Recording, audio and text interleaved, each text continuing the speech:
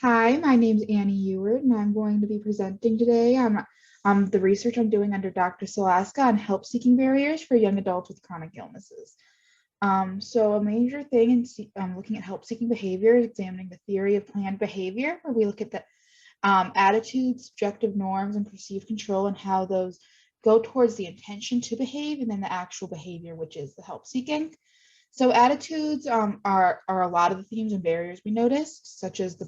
fear of being burdened, not feeling like the problem is big enough, and it's how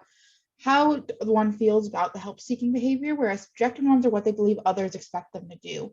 And perceived control is about whether or not the individual feels that anything they do will actually help their illness. If they don't feel like their chronic illness can be helped, they're not going to seek help for it. More on the subjective norms, specifically, notice subjective norms in professional help. Professional help could often pose for a barrier to help seeking in previous studies due to fear of judgment for needs based on others' previous negative experiences with professional help, or just a general stigma around seeking professional help from therapists or medical professionals. However, there are also positive subjective norms that could impact it, where if there's a positive focus around a therapist, or you know that those around you would support you seeing a therapist, individuals would be more likely to seek help. Additionally, there's the fear of being a burden, this problem being not large enough or being a burden on others impacts individuals wanting to get help, which may be partially due to the focus on self-reliance in the adolescent stage of development. We also had the benefit of looking at a previous thesis project by Ashley Lindell, where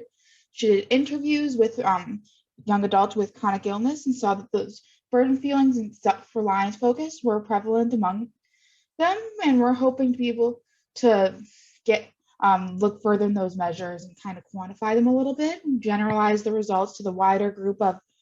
young adults with chronic illness rather than just the individuals who were interviewed. In order to do that, we got a larger quantity of demographics on participants, and as well as information regarding the type and length of the illness, and if there are any co-diagnoses, if an individual has multiple chronic illnesses. We also got information about who they're seeking help from, whether it's immediate family, friends, or professionals, and the frequency of help needed, as well as the type of help needed, if it's emotional, cognitive, in order to see where those issues lie. And a lot of that is so that we can generalize the data, like I mentioned earlier. We drew from a lot of existing measures dealing with the theory of planned behavior variables, as well as other barriers in seeking support for mental health concerns, but we revised the wording a little bit to be specific to help seeking for chronic illness. We also included some questions of our own creation based on the findings in Ashley Lindell's study, and some open-ended questions so individuals could further explain their experiences. Since we don't have data yet,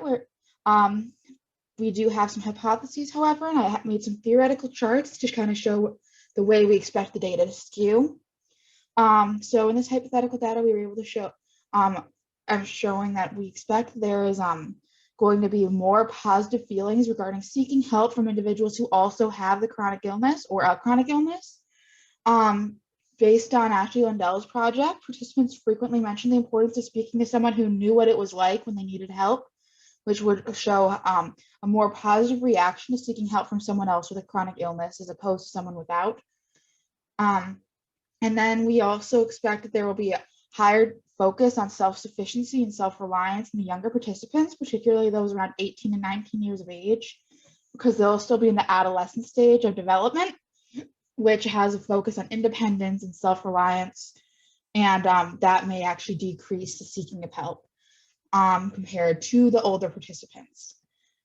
Additionally, we expect the fear of being a burden and poor subjective norms will be prevalent across participants, while accessibility barriers such as financial strain and time constraints will appear consistently, however, not at a high level, low average, based off of previous studies on seeking help by Gulliver and Cole.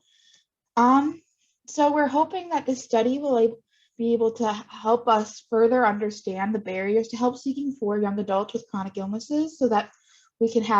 help mitigate those barriers, creating ease of communication of needs and better treatment and more effective social supports. So here are our references. Thank you so much, and I look forward to answering any questions you may have.